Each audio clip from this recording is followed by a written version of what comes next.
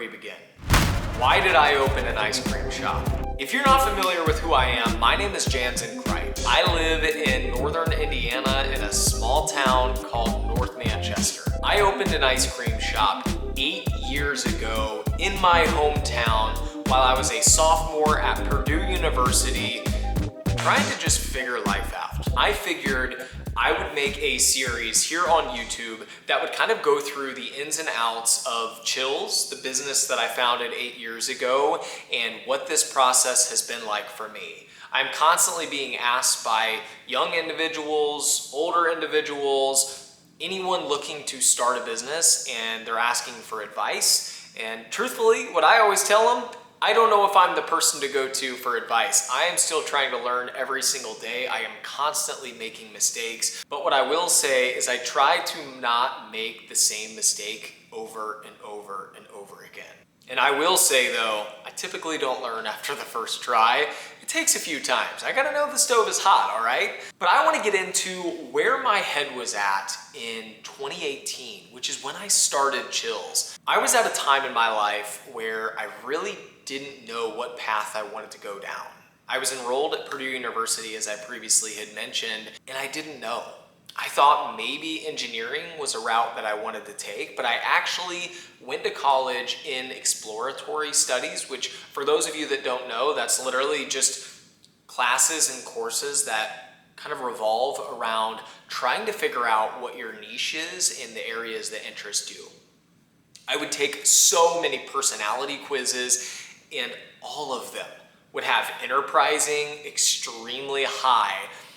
And I always knew that I wanted to start a business. I always knew that I was fascinated by business, and I've always just kind of had that spark. One of the stories that always gets thrown around in my family is, I guess this is one of many, but I was on a field trip in probably 5th grade, I think.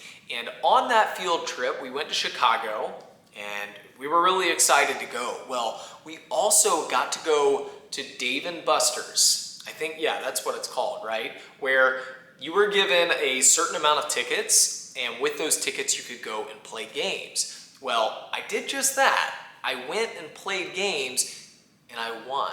I won quite a few more tickets. Well, rather than just spending those tickets on a toy or even the ability to play more games, I actually went and bought out the place's Laffy Taffy. It was all just a little single Laffy Taffies, and I remember just asking them, okay, how many of those can I get with this? And it was literally like all that they had. It was a lot of Laffy Taffy.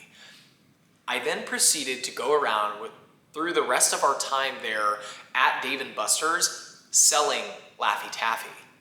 I think I was selling them for $1 or something along those lines, and I sold through them. I mean, I sold through them, and I got such a rush from doing that. Like, to me, it was so fun. It was the funnest thing of the day. I even remember at one point bartering with someone because they didn't quite have $1, but I was able to work out 75 cents, and I still accepted the sale. And I think that was for my final piece of Laffy Taffy. And I felt really good after that, weirdly enough. I don't know. I just enjoyed it, and I can still remember it till this day. So I didn't end up losing money on that field trip, which was the norm, I would say. I ended up making some money. That's just one little moment, I guess you could say, in my life that kind of told me that I would be starting a business. I just didn't know what, I didn't know when, and frankly, I didn't even know where. I had in my head that I would be moving out of North Manchester, probably realistically even Indiana itself. I thought I would go somewhere further away, maybe somewhere warm, and maybe that still might happen someday. I even at one point thought that I would study abroad. I did that actually in high school, and I was an exchange student. It was on a smaller scale. It wasn't for like a whole year or anything like that. It was only for around a month that I went and stayed with the family, and they did the same and came here. And such a cool experience, and it really gave me a travel bug. It really did. So I thought at some point in college, that's maybe what I would do. I thought maybe I would go study abroad in another country, and who knows where that would take me. But Then sophomore year came around and we were nearing the end of sophomore year and everyone around me is getting these internships. At this time, I had gone into a degree in economics. So that was going to be my major and I kind of was full steam ahead with that. And everyone around me was kind of getting these internships, cool in whatever scenario they might be. And I didn't know. I thought that that's what I needed to do too. So I would go to the job fairs. I remember applying at some places. There was actually one that I got decently far into in the interview process. And it was actually a sales job. And I got into it and I just hated it. I got through the first round or two of interviews and I just realized really quickly, this isn't what I want to do. This doesn't interest me. Yes, I know I can sell. I know I can sell stuff, but this isn't it. And I did continue to look around a bit more and I just started thinking to myself, you know what? What if I tried to start something? And at that time, I had already kind of been pursuing a bit of entrepreneurship. Nothing to the degree of Chillz, as we know it now, but I had, tried starting a clothing brand with one of my buddies. I had been pretty heavily trading stocks at the time, not doing that great, I will say. The grades definitely suffered because of that too, I will not lie. But I had already been dabbling, there was other things, but those were kind of the noteworthy ones. At that point, I started looking around and wondering okay, what would I do? What would I even do? And I, was running it by my family and, just trying to think of what would make sense? And there was kind of an opportunity in my hometown and I don't even remember whose idea it was about ice cream. Starting an ice cream shop. I don't know if it was my sister potentially, or I don't know. I remember it kind of being a conversation in my family, and I was open to it. I didn't really know, what I wanted to do at that time, and I saw, okay, hey, this could be something. It could be something long term, or it's just something for a little while. I didn't know at the time, but there wasn't much for ice cream in our hometown, so I figured, you know what the heck? Let's do it. So that's what I did. And I kind of went all in on this. And this was still during the school year of my sophomore year in college. So once I realized, okay, ice cream is what we're doing, I went around, I tried a bunch of different flavors and brands and companies that provided ice cream, and finally landed on one that I really enjoy, and it's some of what we actually still use today. Not with the same distributors or anything like that, but there are still some really, really great flavors that have stuck with us through this entire process. And once I found ice cream, it was, okay, how am I gonna do this? Where am I gonna sell out of? Well, thankfully at the time, my sisters with Rhinestones and Roses, they had already had a business going, and they do flowers, they have a clothing boutique involved, and they had a location. Well, they also had some space on their property, and I thought, okay, how could I go about that? What could I do? The first thought was a food trailer. I was like, maybe I'd try that, and that would kind of give me the flexibility to move around. And I don't know. I know at the time, the town did not totally love that idea, which I can understand why. You're having a trailer, setting up shop on the daily, pretty much as a permanent space. But I do distinctly remember that, so we kind of steered away. I ultimately decided, okay, how about a shed? And that is where we landed. And when I say we, I mean me. I landed on a shed. I always do that, and it's me. Sure, I bounce ideas off my family and constantly, actually. Now that I have a wife, I'm sure they're probably relieved by that because now she gets all of the thoughts and ideas going on in my head. But that was where I landed. Okay, it's a shed. I determined, all right, what's a color that's used but not heavily used, and that's where I landed on mint green. I love the color. I think it's just it screams ice cream. And that's exactly what I wanted. And I really went down a rabbit hole and even helping develop the logo for Chillz. I had an idea of what I wanted. I knew the cursive, I knew a cherry, and I actually reached out to someone locally to help me. I think my sister's even recommended her to actually help me out with the logo. And after a few different iterations, we stumbled upon pretty close to what our logo is today. Some color changes, I've simplified things a little bit, but overall it's pretty similar and I love it till this day. I absolutely love our logo. I think it's awesome. And from there, I got to work. And mind you, I have no experience starting a business. I didn't know anything. I didn't know first steps. I didn't know what to do. But it's the same thing that I tell anyone and everyone that asks. Just start doing things. Like literally start somewhere. And what you find is that wherever you go to do one thing, they'll end up helping you and sending you along on the path of correctness, of doing the proper things. Even, okay, how do I actually set up an LLC? Like, how do I do this? Where do I go to do that? You find an accountant and they will help you through that whole process even. Heck, it's pretty straightforward even to do on your own. Okay, well then what do we need to do from there? We've set up our LLC, we figured out we want it in a shed. I found a shed company and got it ordered. All right, we're on our way. Mind you, I'm once again doing all of this while also trying to go to school and try to get halfway decent grades. This was in that final semester there right before summer hit. So it was kind of beginning to be crunch time at this point.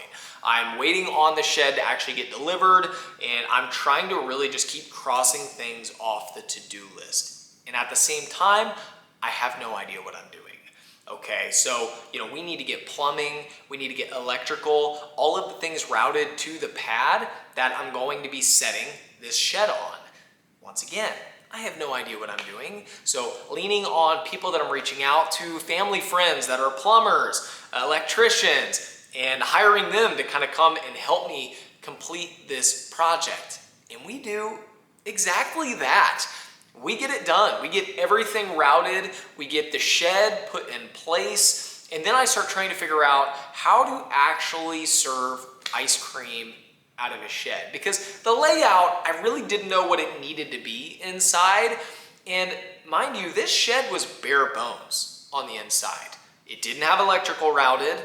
We had to do all of that. I remember pulling all of that wire. I did as much of it myself and trying to rope in family and friends that I could, because I was definitely on a serious budget and trying to get this thing done.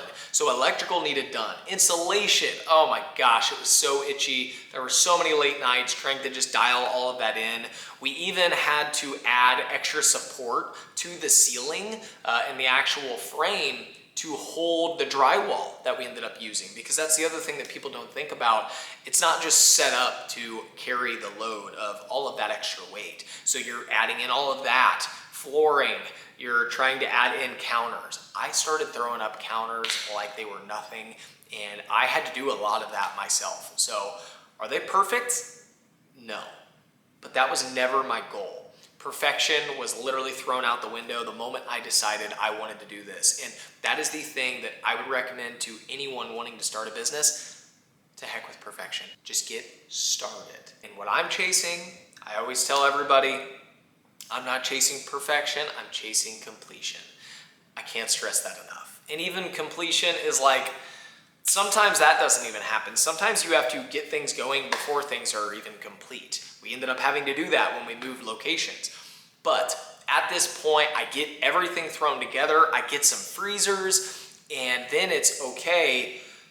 I've got an idea of what we're doing here. Now I need help. Now I need staff, because even with just a little ice cream shop, it's really difficult to do by yourself. I mean, just the labor that it takes to scoop ice cream consistently and consecutively, hours and hours on end, is exhausting.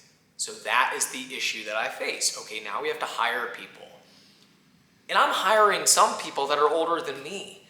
One of the ladies that I hired, she had worked at other ice cream shops. I had never worked at an ice cream shop. I had hardly worked anywhere at that point besides just helping my parents on the farm and helping my mom with her animal entertainment business. I'm talking pony rides, petting zoos, all of that kind of stuff, reindeer included. So at that point, she knew way more than I did.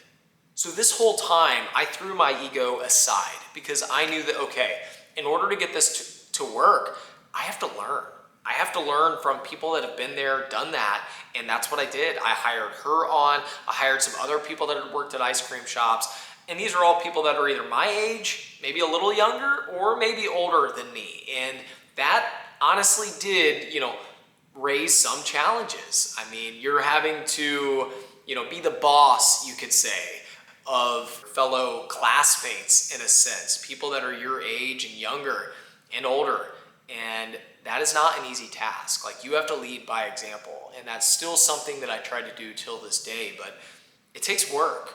Like, you can't just talk the talk and say, hey, this is how it needs to be done. No, you have to consistently show that that's what needs done on a constant basis across the board. Like, across the board. And I get a team hired, nothing big, it was maybe 10 people. And I remember opening day, it was so stressful. And it was such a whirlwind. Like, I don't even know the number of hours that I was working and trying to get things ready, but it was a lot.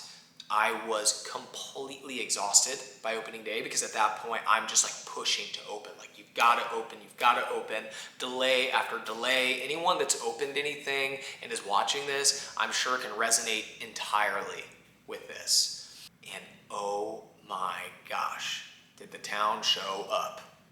It felt like everybody I ever knew came to help support on this opening day, and I'm forever grateful for that. I really am. I will forever be grateful wherever this business ends up going and ends up taking me, and other businesses I start and whatever else. I will always remember that day and the people that came out to show support. It means more to me than any of them ever knew than, just a little bit of ice cream. And it was a constant line practically the whole day. We were fighting to survive. I didn't have the right type of scoops that you need, the ones that are just truly sturdy. I literally had just some store-bought scoops, literally that you can just get for residential scooping of ice cream, which is just not enough. I did not have enough help in there to actually serve up ice cream. And mind you, this was only hand-dipped ice cream. We didn't do shakes. All we did was scoops in bowls and cones. But we did do toppings. Everything we served came with toppings. And that was kind of our niche at the moment. And that's what we did. I didn't even have, as I literally realized on day one, the layout in there wasn't even correct. It just did not work the way it should have. Our freezers were up close to the window and they should have been back further so you could have a line that things then pass from one thing to the next and you're not just adding extra steps. It was a whole nightmare, I will tell you that, but I survived.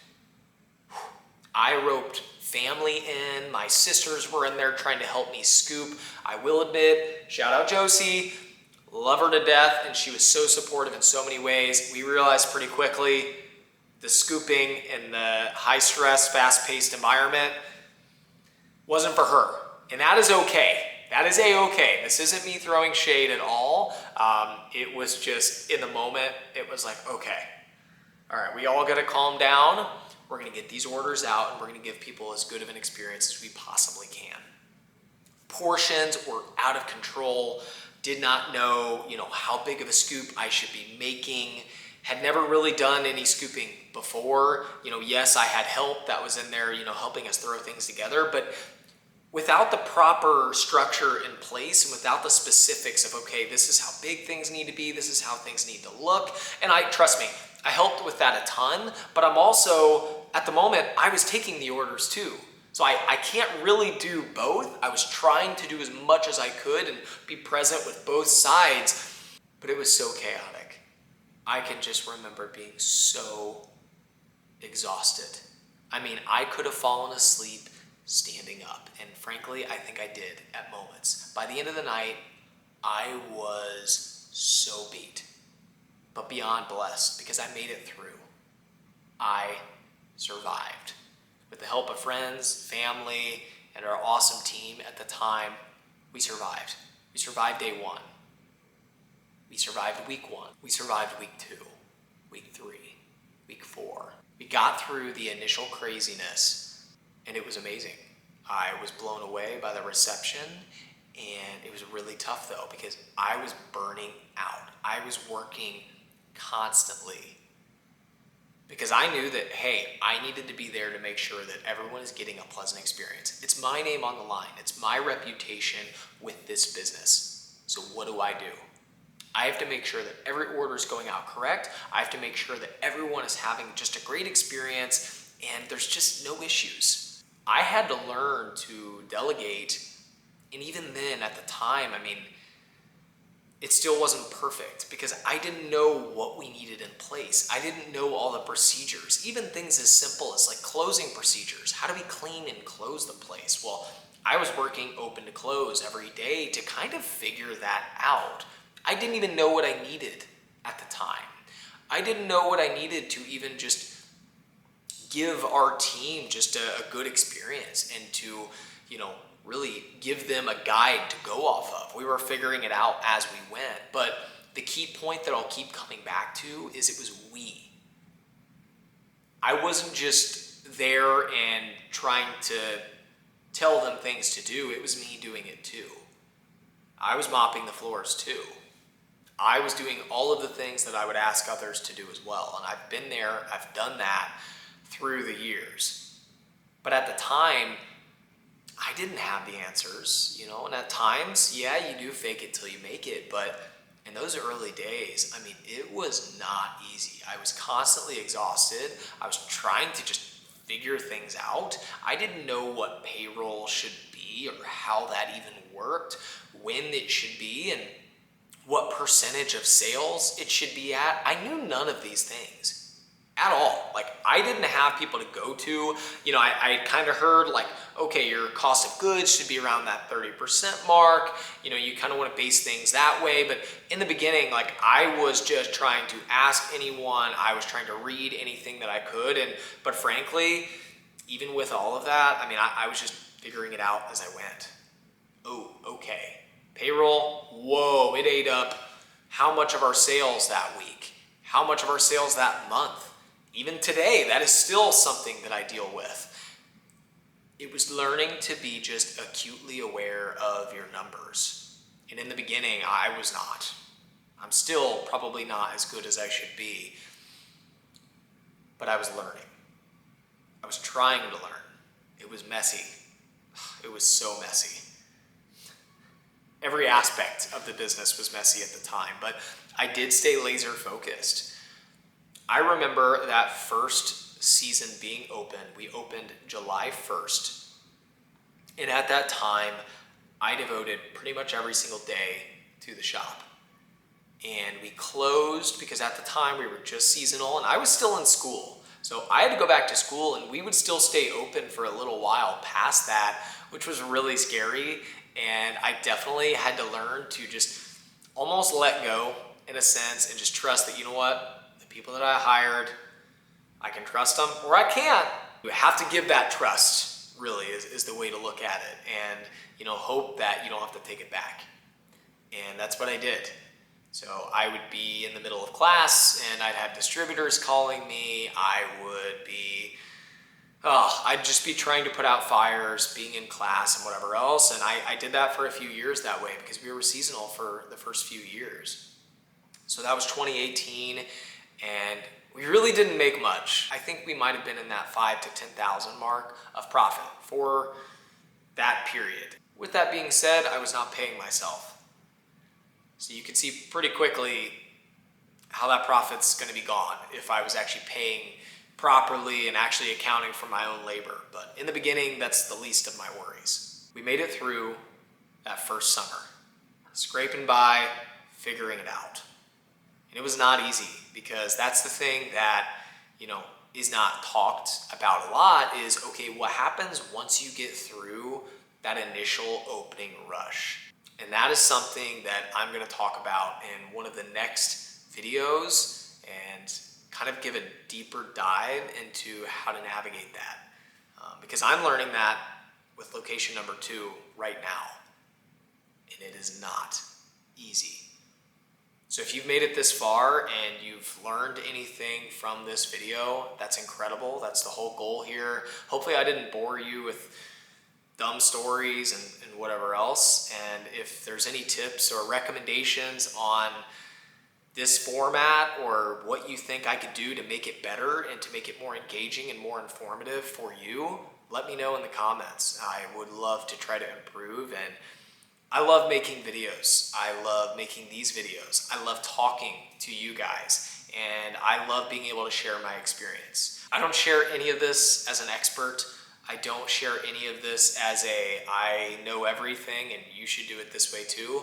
I'm sharing my lived experience. And I've had enough people ask that I think it's time that I just start sharing it this way and hopefully being able to help anybody. If this helps one person, that's incredible. If not, hey, that's okay too. As always, thanks for watching, and of course, have a delightful day.